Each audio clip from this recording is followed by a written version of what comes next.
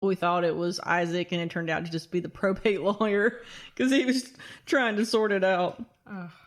So it's very hard to track down who got what in these cases, but thanks to the Hampshire Inquirer in Hampshire, England, they very graciously spelled it out for me.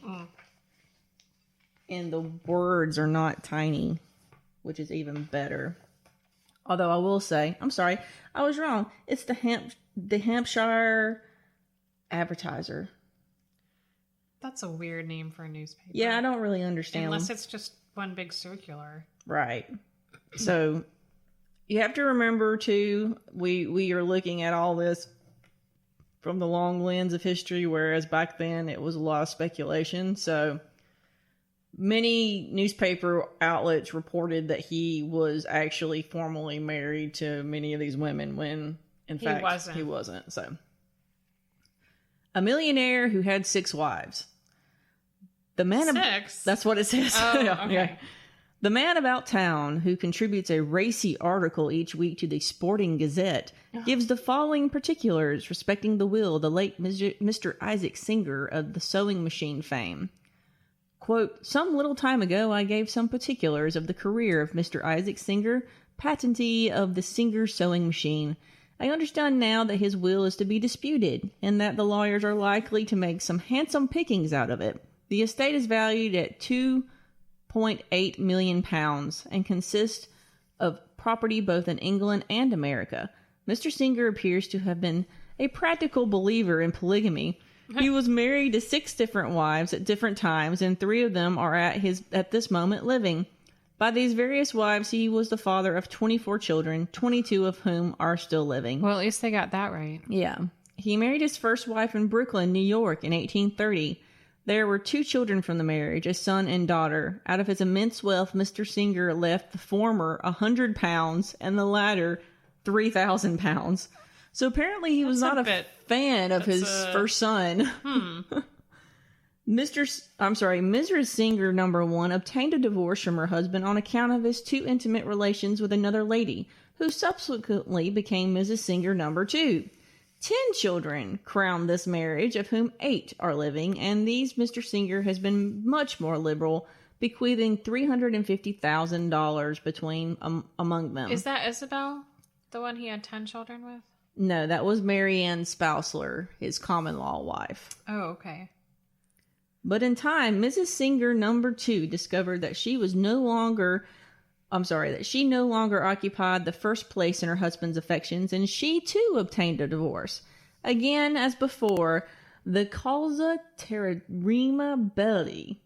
So he was trying to break out some Italian, like most people in Hampshire would know what that means. Yeah. Back then. No, I'm not besmirching the fine people of Hampshire today. Sure. You guys know how much I love England. You can do no wrong. I do know that. Yeah. So the causa terrena belli became Mrs. Singer number 3. To the 5 children who were the issue of this marriage, Mr. Singer also bequeathed $350,000. Each? I think total, like splitting it up. Okay. Then, without waiting for ceremony of a divorce, this insatiable Bluebeard married Mrs. Singer number 4. What is Bluebeard? Bluebeard is that old legend of the guy who would murder his wives. And he had like so many wives. So like the opposite of Black Widow? No. Yeah. Any man who like marries that many times is considered a Bluebeard. At least they had a name for it. Right. So progressive. Yes. So the insatiable Bluebeard married Mrs. Singer number 4, who bore him a daughter to whom he left £160,000. So he apparently... Is that Winnie? No, that was the Alice who got married just before he died. But apparently... His daughter. Yeah, he apparently really, really liked her. Okay. To cut a long story short, Mr. Singer left all his wives behind him in 1861 and came to England, where he married again. To this lady who survives him, he has left nearly £1 million sterling, and to her 6 children another $1 million. Now wives 2 and 4 have been totally ignored in the will, and they are both alive. They intend to dispute the will. Two claims to be the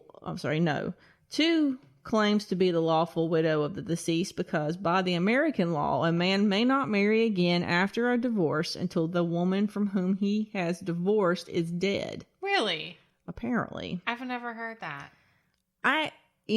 They say that, but each state was different. Okay. I researched divorce in America extensively. Yeah, I always thought that it benefited the man, or at least it was more lenient to the man. Well, yeah, that was pretty much the baseline in most places, but yeah, it really just depended on the state. So Mr. Singer acted in defiance of that law. Consequently, Mrs. Singer number 2 says her divorce was annulled by his illegal act, and therefore she is now his only legal widow. Which is the one that he divorced because of her adultery, which was ironic because... That was number 1. Okay. So, yeah, they said that in this article that she divorced him, but he actually divorced her. Mm-hmm. So, let's see. Here is a pretty kettle of fish, and it makes one's mouth water to think of the fees that will tumble into the pockets of learned counsel before the dispute is settled. This guy's entirely too excited by all this. Mm-hmm. And then we have another advertiser. They were really keeping up with this family. Yes. This was the St. Albans advertiser from St. Albans, Vermont. Now, this is also in addition to the Boston Herald, Chicago Tribune, the New York Herald. They were all covering this case. So for a couple who, well, he and a future wife were so ostracized, it's interesting that they were covered so heavily, or he was covered so heavily. I guess it's because of who he was. Right. So, from the St. Albans advertiser in Vermont. When stuff goes down, when stuff goes bad, they may not care about them when they're... Yes. Good stuff happens. Yeah, but now they're so excited. Right. The Singer will case. Progress of the legal struggle for the great estate. The contestant tells her story on the witness stand. Early life of the great inventor. Who's the contestant? That would be Mary Ann Spossler, the common law wife. What game show are we talking about? I like it. Was he really married? Which wife is behind which door? Right. What's number 3? Interest in the Singer will case is revived by the second hearing of the case before the surrogate in White Plains, New York. Among those present at the hearing was Mrs. Mary Ann Foster, a well-preserved matron of middle age who alone contests the will. She was 30. Claiming to be the only legal widow of Isaac M. Singer, and as such entitled to her dowry, which would amount to about $4 million out of $13 million at which the state is valued. Now let's remember that he saw her in the crowd of a theater. Yes. So no, I don't think she probably brought a dowry with her. That she was the companion of the testator when he was battling with the world for a humble livelihood is placed beyond doubt by her testimony. This is when he was an actor? Yes. She is an exceedingly well-preserved and dignified person, 59 years of age. That's what they call middle age? Apparently. That's not even what I would call middle age. I know. She was an old fart. No, just kidding. She has blue eyes and smooth brown hair without a trace of silver. She was becomingly dressed and presented something more than a mere remains of a beauty that fascinated Isaac Merritt Singer 40 years ago. Wait, so there were court proceedings for all Yes. This? Because she... That's not typical, is it? Oh, yeah. If somebody disputes a will, yeah, you can go to court. Okay. Yeah. If it's not disputed, then it just goes through... I mean, that's the whole point of probate court is, Anyway, she is a native of Maryland, she said. In the spring of 1836, Mr. Singer began paying his addresses to her in Baltimore. In October 1836, she went to New York with Mr. Singer and lived with him for 25 years. They traveled about the country for 13 years as Mr. and Mrs. Merritt.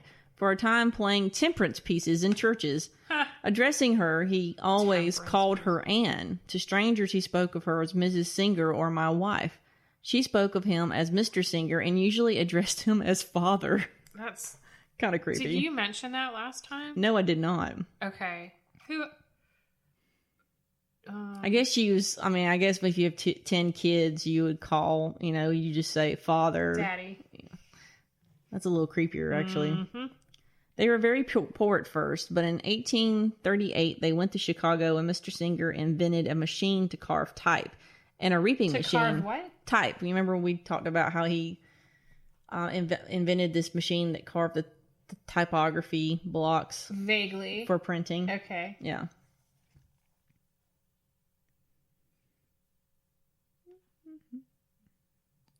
After they had become wealthy and were living in Fifth Avenue, the witness frequently made large purchases at Stewart's and Lord & Taylor's, and the bills were sent to her for signature and then presented at the office of the sewing machine company. Whenever she bought goods, as she was treated as Mr. Singer's wife, she had $10 a day for marketing expenses, and that's not marketing as in our version of marketing. That's like going to market to like buy groceries. Oh, sure. Okay. $10 a day.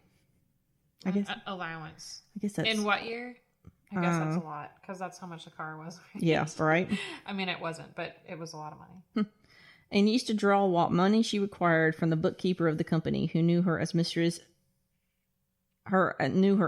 Singer's wife. When living in Fifth Avenue, they kept 10 horses and 6 carriages. She had 1 coachman, and Mr. Singer had another. Is this house does not still exist? The Singer Mansion? Yeah, I think we found it. No, it did not. They rebuilt something horrible in the place of it. In 1860, she went with Mr. Singer to Baltimore, and their names were registered in the hotel book as Mr. and Mrs. Singer.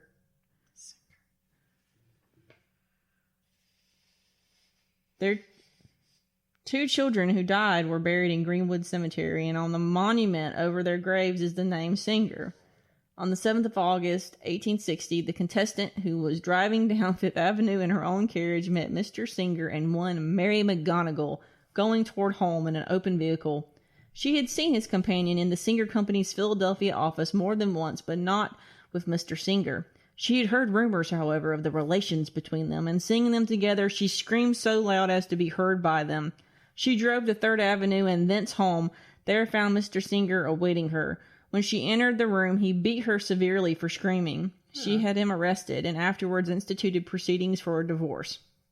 An Indiana hotel keeper testified to having lodged Mr. and Mrs. Singer when they were giving Shakespearean readings throughout the country. His recollection of Mr. Singer was that at the time he was very poor in pocket, shabby in person, and disposed to be rough and unkind in his manner. Mrs. Singer was quite the opposite, refined, amiable, and courteous. The children, a boy and a girl, were bright, well-mannered children. They all left his hotel in a common 2-horse wagon, and their whole baggage would not have brought $10. This all came out during the proceedings for the will? Pretty much, yeah. It was like basically she was trying to testify, or she was kind of trying to establish that she was his wife, even though she was not legally his wife. The first witness called by the counsel for the contestant was Mrs. Mary Ann McGarcy, who testified that she was the wife of a retired banker and money broker.